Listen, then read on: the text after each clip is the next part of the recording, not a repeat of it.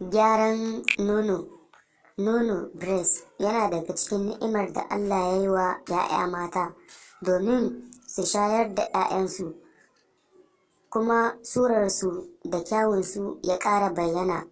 Muna roƙon duk wanda bai yi subscribe ba ya danna subscribe, sannan ku danna alamar ƙararrawar sanarwa ta yadda za mu sanar da ku da zarar mun ɗora sabon bidiyo. Akwai tarin abubuwa wanda ke kwantar da nono 'ya'ya mata, amma kafin mu kai ga wannan bayanin ya kamata mu san ko breast ɗin kala nawa ne. Bincike ya nuna breast ɗin mata ya kasu kashi 8. Daga cikin kashi 8, bincike ya nuna kashi 3 ne ba sa faduwa, kashi 5 su suka fi saurin faduwa saboda sun fi kashi na farko girma.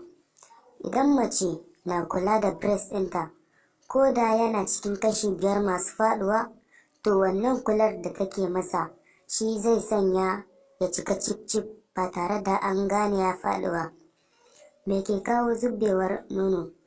Akwai abubuwa masu yawan gaske da ke kawo zubewar breast. Zan kawo wasu in bar wasu. Daga ciki akwai kwanciya jikice, ɗaurin zani a ƙirji, rashin cin abinci mai kyau, rashin sanya brazier idan aka haihu, yawan wasa da su ba a lokacin jima'i ba da sauransu. Wani mataki za a ɗauka don gudun zubewarsu? To da farko yana da kyau a lokacin da mace ta haihu ta rika sanya brazier tana kwanciya da ita. Na biyu, a guji ɗaura zani a ƙirji musamman idan ba ana sanye da brazier ba. Daga ƙarshe, a guji kwanciya a jikice. Ya za a gyara waɗanda suka kwanta?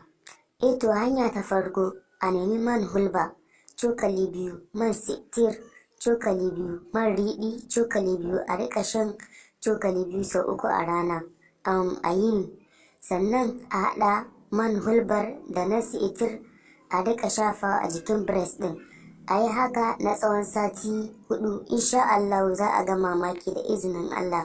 Sanarwa: yana da kyau duk wanda ya samu wannan saƙon ya tura zuwa ga sauran group ɗin.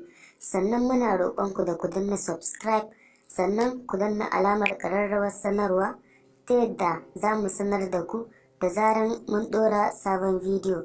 Mun gode. Naku a kodayaushe, Masoya 24.